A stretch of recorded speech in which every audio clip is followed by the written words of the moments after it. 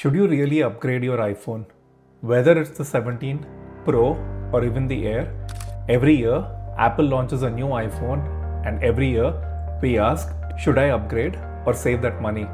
In the past, people used to actually camp outside stores before the launch of every new iPhone. Although today the lines are gone, the online hype is still around and the fear of missing out are stronger than ever. It could either be a status symbol, peer pressure, or even social validation amongst co-workers and friends.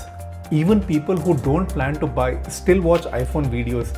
It's become some sort of digital entertainment. Unfortunately, iPhones in India are really expensive, even though they're actually manufactured here. And if you're a smart consumer, then it makes sense to buy the previous generations of iPhones that are already discounted. Trust me when I say this, most older iPhones provide 90% of the same experience at a much better cost. In fact, earlier this year, I had to downgrade my iPhone 16 Pro to the 12 Pro. And honestly, I couldn't notice any difference.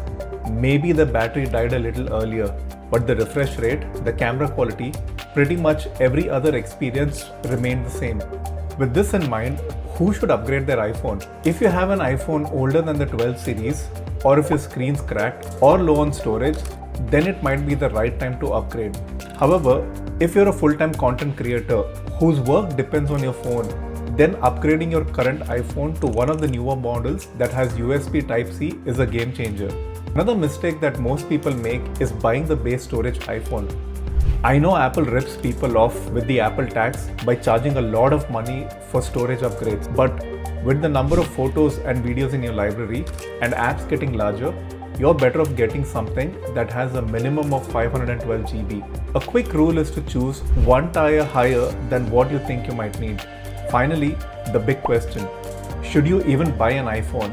Take this from someone who's had an iPhone for the past 15 years. If you're not in the Apple ecosystem, which means you don't own a MacBook, iPad, or Apple Watch, then you're better off buying an Android device. When it comes to phones, Android clearly offers better value and features.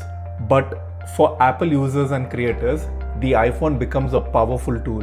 This seamless integration of AirDrop, iCloud, inbuilt apps like Notes and Freeform makes it a better choice. So, if you had to make a choice within the 17 lineup, here are a few pointers. The iPhone Air is great for everyday basic use. It's slim, elegant, and compact. Ideal for women or casual users who value aesthetics over performance. The iPhone 17 Pro is the right choice for professional creators and video-focused users. I'm personally not a fan of the Pro Max phones as they tend to be really large and heavy.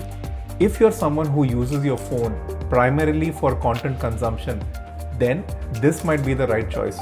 And lastly, the iPhone 17, the right phone for most users. This year, Apple went all in creating a great product that has everything you'd ever need. This would be the smartest choice for most people. When you've made such an expensive purchase, you're always concerned about damage. If your credit card doesn't cover accidental damage, or you're someone who drops your phone and abuses it like it's your ex, then it might make sense to buy Apple Care. Should you finance your phone or buy it outright? I have a simple rule for decisions like this. If you can't afford two iPhones, you can't afford one. Financing is only okay if you already have the money to buy it outright or you are getting a great deal. Don't buy on impulse. You're better off purchasing Apple stock instead. Final verdict on who should buy what. If you want to buy it for the cool factor of owning an iPhone, then upgrading to the iPhone 17 series is a great choice. If your phone is in bad shape and in desperate need of an upgrade, get anything from the 15 to the 17 series lineup. Lastly, if you're a power user and you use your iPhone for work or business, then go for the 17 or 17 Pro. It'll easily last you for the next 5 years. If this video saved you some cash, give it a like. Comment on your iPhone model and how long you've had it.